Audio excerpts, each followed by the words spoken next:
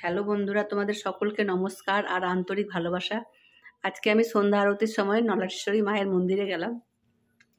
মায়ের মন্দিরে গিয়ে এত ভালো লাগলো মাকে দেখে, মনে হচ্ছে যে মা একদম তাকিয়ে আছে আর মায়ের মুখটা জল করছে।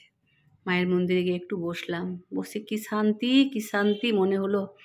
মাকে দেখে মনে হচ্ছে যে মা এত সুন্দর সাজ সেজেছিল, মা তো সকালে আরও সুন্দর সাজে থাকে, এ তো রাত্রি হয়ে গিয়েছে। মাকে এত সুন্দর সবাই সাজায় যে তোমাদের আমি বলে বোঝাতে পারবো না।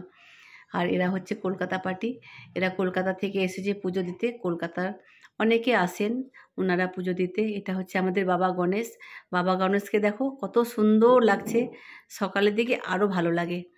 যখন মায়ের পুজো হয় তখন গণেশকে আর মা নলাটেশ্বরীকে দেখতেই সুন্দর লাগে, এত সুন্দর লাগে। এটা হচ্ছে আমাদের মা ষষ্ঠীতলা, মায়ের ষষ্ঠী পুজো আমরা করতে আসি। ষষ্ঠী কীর্তির সময়ও পুজো করি, তারপরে গাছ ষষ্ঠীতেও পুজো করি। আর এটা হচ্ছে আমাদের মা সারদা। দেখো মা সারদা, রামকৃষ্ণ পরমহংসদেব, স্বামী বিবেকানন্দ, এত সুন্দর লাগছে যেন মা স্বয়ং বসে আছে নলাটেশ্বরী মায়ের মন্দিরে। কি সুন্দর লাগে দেখতে, তোমাদের বলে বোঝাতে পারবো না। তোমরা কোনো দিন এসো, দেখবে মায়ের মন্দিরের চূড়াটা দেখো কত সুন্দর জল করছে। আর মায়ের আটচালাটা তো আরও সুন্দর। দেখো মায়ের চালাটা নিচে সবাই খেলছে আটচালায় বসে। আর মায়ের মন্দিরের কারুকার্য দেখে মনোরম লাগে, এত সুন্দর সাজানো হয়েছে মায়ের মন্দিরটা, মনে হয় প্রাণ জুড়িয়ে গেল, যেতে ইচ্ছে করে না।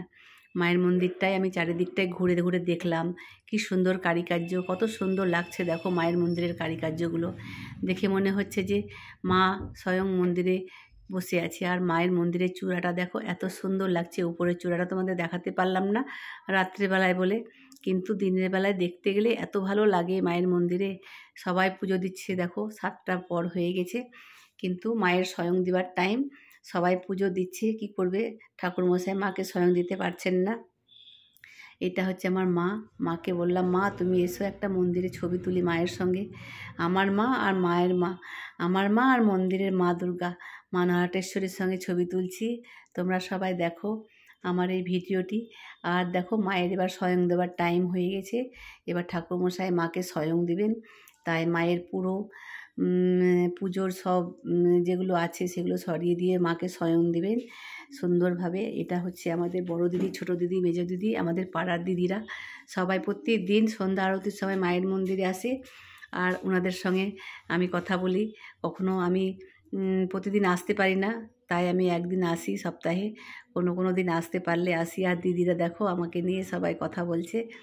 দিদিরা খুবই ভালো, দিদিদেরকে ছোটো থেকেই চিনি আমি। দিদিরা এতই ভালো। আর এই যে পুচকি বাবুটা আমাদের কত সুন্দর দেখতে, দেখো হাসিখানা। আর এটা হচ্ছে মিচকি শয়তান হাসি, দেখো এটা আমার মা। আর এই যে মিচকি শয়তান হাসিটা ছিল, এটা আমার ছিল একটা মেয়ে ভাই বোনজি। আর এটা হচ্ছে আমাদের সব থেকে বড় দিদি, দিদি হাসছে। আর মায়ের মন্দিরের দেখো ওপরে উঠতে ধাপিটা, সিঁড়িটা কত সুন্দর লাগছে সাজানো, পুরো সুন্দরভাবে সাজানো, এত সুন্দর মনোরম, দেখে প্রাণ জুড়িয়ে যায়। এত ভালো লাগে মায়ের মন্দির দেখতে। সন্ধ্যাবেলায় আমরা প্রতিদিন আসতে পারলে প্রতিদিন আসি, নইলে সপ্তাহে একদিন তো যাই মায়ের মন্দির।